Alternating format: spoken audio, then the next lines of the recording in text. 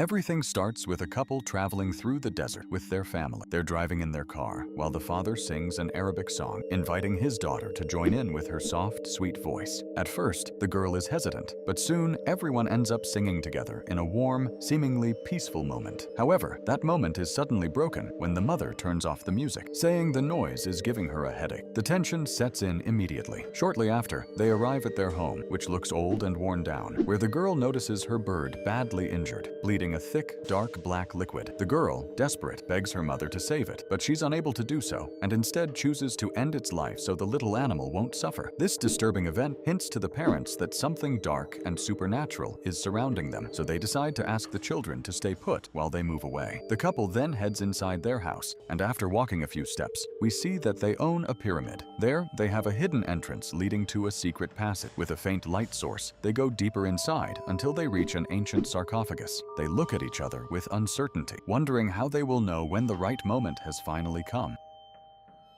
However, without thinking too much about it, they start moving it using some rudimentary wheels. Finally, they open it carefully. Inside lies a motionless mummy. The man, unsettled, asks if it's awake. Suddenly, the figure seems to move, and the light cuts out without warning, plunging them into darkness. They rush to turn it back on, and when they finally do, he repeats the same question. The woman says no. But in that exact moment, the mummy violently awakens. It attacks the man, lifts him into the air, and brutally kills him. That's how the disturbing premise of the story is established. Sometime later, we're introduced to the Cronin family. The father, Charlie Cronin, is a news anchor, though his daughter Katie avoids watching him, preferring to focus on her studies. She even points out, quite bluntly, that he overuses hand gestures when he speaks. Intrigued, Charlie asks his wife, Larissa Cronin, if that gesture comes off as annoying to viewers. She honestly confirms that it does, and suggests he tone it down. It's also revealed that Larissa is pregnant, adding a new layer to the family dynamic. Later on, the family is forced to step in during a fight between their children. Sebastian Cronin has thrown his sister's doll, which immediately sets her off.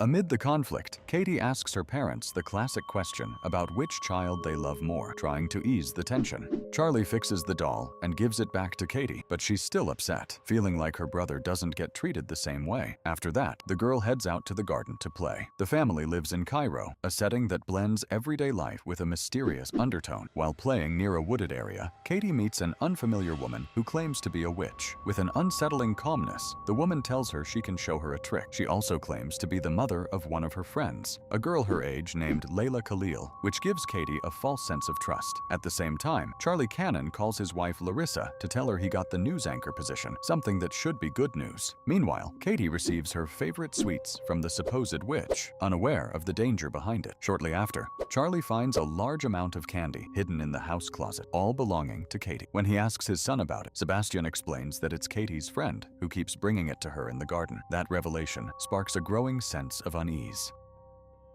We see the mysterious woman getting very close to Katie. She apologizes with strange kindness and offers her an apple while whispering incomprehensible words. Suddenly, a cockroach emerges from the fruit and crawls into the girl's mouth, leaving her unable to breathe. Alarmed by what he's heard, Charlie immediately rushes out to look for his daughter, remembering that his son mentioned her encounters in the garden. However, when he arrives, he discovers that Katie has disappeared and there's a hole in the wall. Desperate, Charlie begins searching for her without stopping. In the distance, he manages to spot the woman carrying his daughter in her arms. He runs after them with all his strength, trying to catch up, but the chaos of the environment, the traffic, and the god surrounding everything make it harder to move forward. Eventually, he loses sight of the figure as a powerful sandstorm breaks out around him, leaving him completely disoriented and overwhelmed by despair. Later on, at the police station, several officers approach Detective Dahlia Zaki to ask if she speaks English, since the case involves foreigners. They explain that there are multiple disappearances, along with nearly 190 young people found dead, and that the job will demand strong emotional resilience in order to face disturbing scenes. After accepting the challenge, they take her to Katie's parents, where her job is to translate every word accurately between both sides. During the interrogation, the parents respond in distress, and the officer in charge asks when they last saw their daughter. Mr. Cronin states that the last time he was with Katie was around 3 in the afternoon. He adds, visibly desperate, that the person who took her used to offer her candy to gain her trust. However, the officer remains skeptical of his account and chooses not to believe it. Instead, he orders an investigation into the family itself, suggesting suggesting possible responsibility. As a result, the authorities decide not to provide immediate support, which only deepens the parents' frustration and pain. The story then jumps 8 years into the future, shifting us to Albuquerque, New Mexico. There, Charlie Cannon drives through the city streets, looking at old photos of Katie with nostalgia, holding on to memories of his missing daughter. Meanwhile, Larissa Cannon continues to think about her every night, unable to heal from that wound. At home, their younger daughter, now 8 years old and named Maud, asks her mother to use the computer to print something.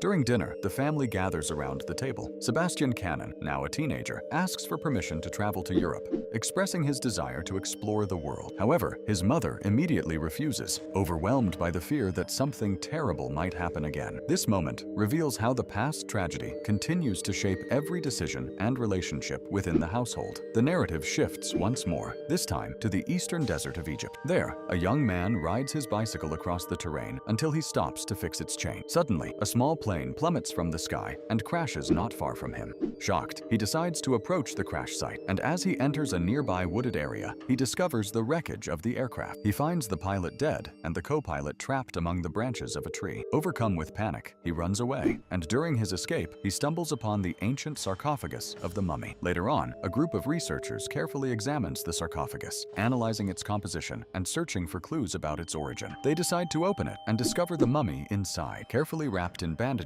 covered in inscriptions. They begin removing them cautiously, documenting every detail with photographs. Suddenly, the mummy awakens and lets out a horrifying scream, breaking the solemn atmosphere and unleashing terror.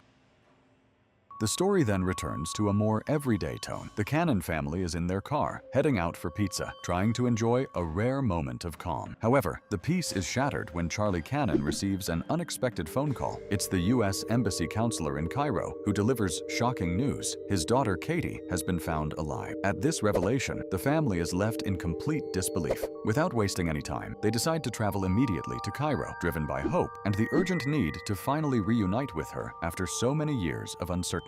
The doctor warns them that they must prepare themselves emotionally before seeing her, as Katie is suffering from severe skin trauma and is trapped in a catatonic state. He explains that in this condition, she may display strange behaviors, make unusual sounds, and develop involuntary tics. He also notes that her stress levels are extremely high, making it essential to handle her with great care. He urges them to avoid sudden movements or loud noises, which is why she is kept sedated. With these instructions, the parents finally enter the room. They approach cautiously and, in a soft voice, tell her that they are her parents and that she is safe now. The doctor adds that the visible scratches on her body were self-inflicted.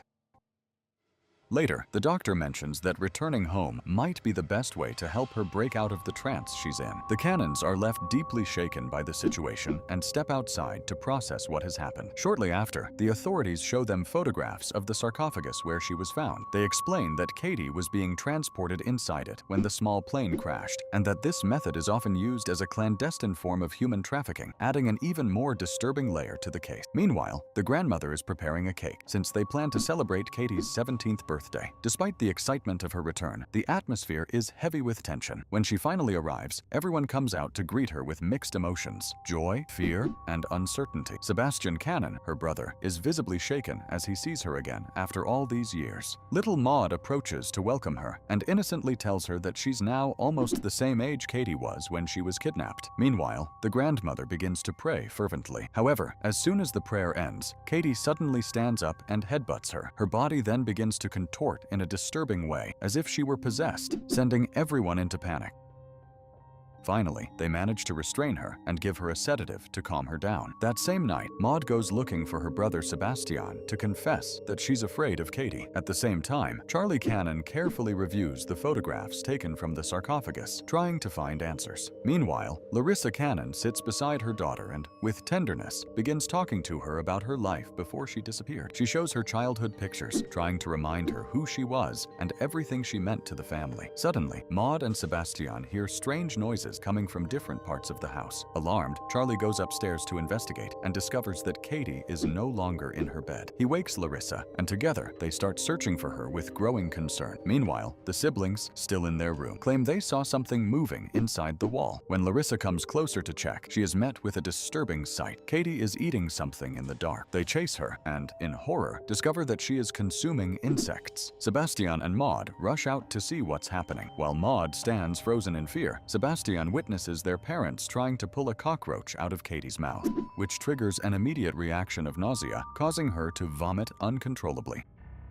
The next day, Charlie takes his children to school. During the drive, they encounter a pack of coyotes that briefly blocks their path, creating an uneasy, almost premonitory feeling. Eventually, they manage to move on. Before getting out of the car, Sebastian asks his father what really happened to Katie. However, Charlie has no clear answers. He can only repeat what the doctor told them. At home, Larissa and the grandmother take care of cleaning Katie up with a mix of tenderness and concern. They trim her nails and gently comb her hair, as if trying to slowly restore some sense of normalcy. Meanwhile, after dropping the children off at school, Charlie works on preparing the room to prevent Katie from escaping again. During this process, he discovers a disturbing blood stain hidden under the carpet, which deepens his unease. At the same time, while Larissa continues trimming her nails, something unsettling happens. Part of Katie's skin begins to peel off, causing her to suddenly run away. Charlie, hearing the noise, rushes to investigate and finds her again in an alarming state, eating insects. Determined to understand what is happening, Charlie follows her cautiously and witnesses an even more disturbing scene. Katie appears to be trying to tear off her own foot, as if she feels no pain or as if something else is controlling her.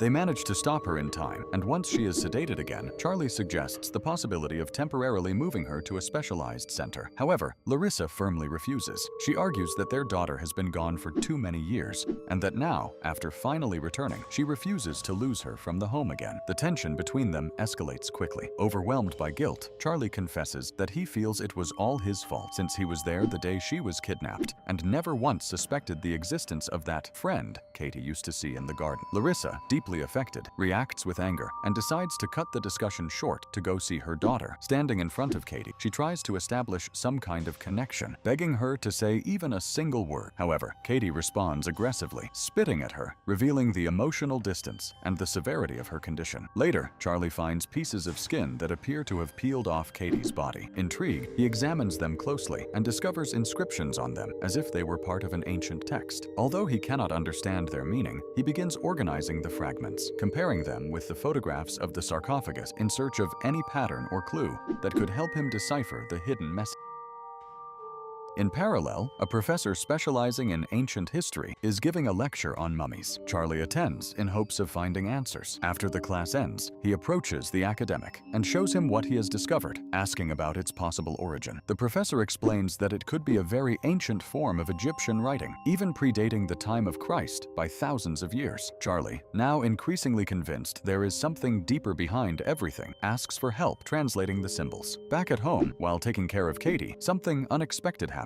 The girl tries to communicate using Morse code. Charlie, alert, grabs his notebook and begins writing down each signal. He then goes through his daughter's belongings, searching for any reference, and finds her passport along with notes related to that communication system. When he deciphers the message, he obtains a clear name, Layla. Without wasting time, he calls Detective Dahlia Zaki and informs her of the discovery. Zaki asks if he has any additional clues connected to that name, suggesting that someone may have sent letters or items related to Layla. At that moment, Charlie opens an old chest filled with letters and urgently begins going through them. Meanwhile, inside the house, Maud heads to the bathroom. As she leaves, she hears a voice singing with an unsettling sweetness.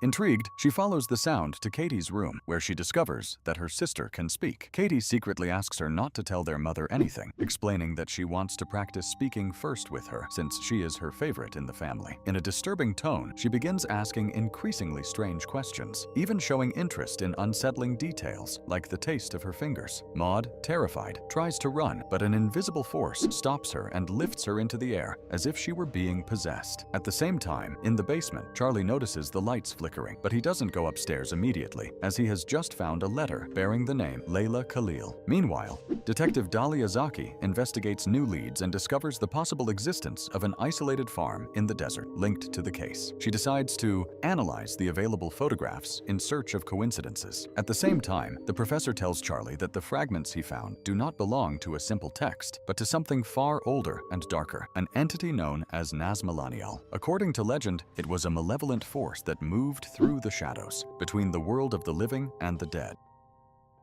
It was known as the destroyer of families, a presence that would whisper through noise itself, planting suspicion where love once existed and slowly tearing entire communities apart. In its time, it was considered a kind of demon. However, long before the era of Christ, its trace disappeared completely, leaving behind only rumors and fragments of a story many would rather forget. The professor then explained that these fragments contain the phrases needed either to hasten the demon or to release it, as if they were ancient instructions written for a very specific purpose.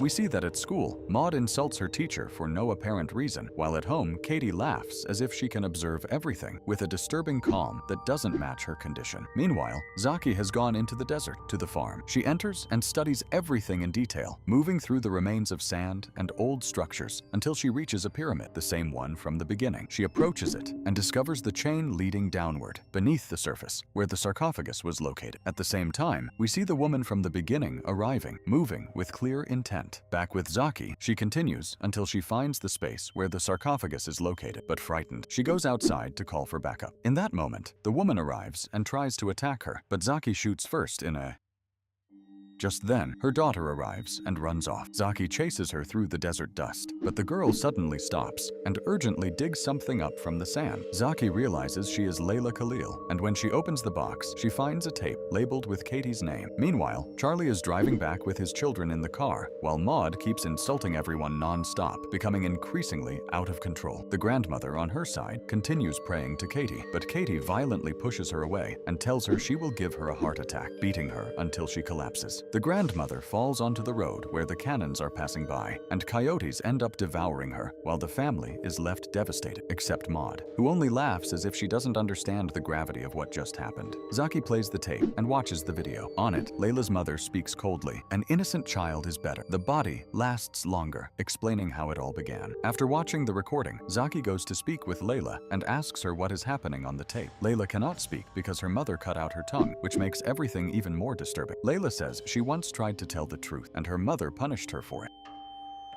She insists that Katie should not be outside the box, that her siblings had to move it, but they never should have done so. She asks for a sheet of paper and begins writing everything down. Zaki then decides she needs to go see Charlie because she must show him what she has discovered. Meanwhile, the Cannon family is mourning the death of the grandmother, trapped between grief and fear. Maud spits out her food as Larissa tells Charlie she no longer wants Katie in the house. While Sebastian is looking after Katie, she speaks to him softly, telling him not to leave and that she misses being part of the family, manipulating the atmosphere with an unsettling calm. Sebastian runs off to listen to music, but even there, Katie's voice seems to reach him, asking if he remembers the day he broke her doll, saying that was what gave her the idea to test whether the grandmother could fly. Meanwhile, during the funeral, while Maud distracts everyone, Katie falls into the grandmother's coffin and begins sucking at her neck in a completely uncontrolled act. Later, they prepare to leave, but Zaki arrives. She has come to show them what happened to Katie, revealing that everything is escalating much faster than they ever imagined. Dark signs have appeared, and the moment of containing the family's secret has arrived, the mummy ritual. As the firstborn, she must perform it in order to protect her family from the Nazmalanial, so she leaves a video behind for her future children, explaining how the ritual is carried out, from a drained body to a newly prepared host. An innocent child is better. The body lasts longer, but any living human will do. They begin the ritual, replacing Katie's body with the mummy's, bringing it closer as they start chanting the incantation. Katie absorbs the mummy in a process that is impossible to understand. Meanwhile, Katie is controlling her brother's mind and tells him to help her undress, so he begins removing all the bandages from her body, as if acting without any will of his own. In the video, it is also shown that she was wrapped in bandages during the ritual, and Zaki says that what was placed inside should have stayed underground and bound, never to be awakened. Charlie is left in shock, while Larissa goes to see Katie. Charlie then reacts and manages to see the grandmother, who has come back to life, leaving him stunned as she tries to approach him in an unsettling way, even asking for an intimate moment. He panics and runs to see Katie instead.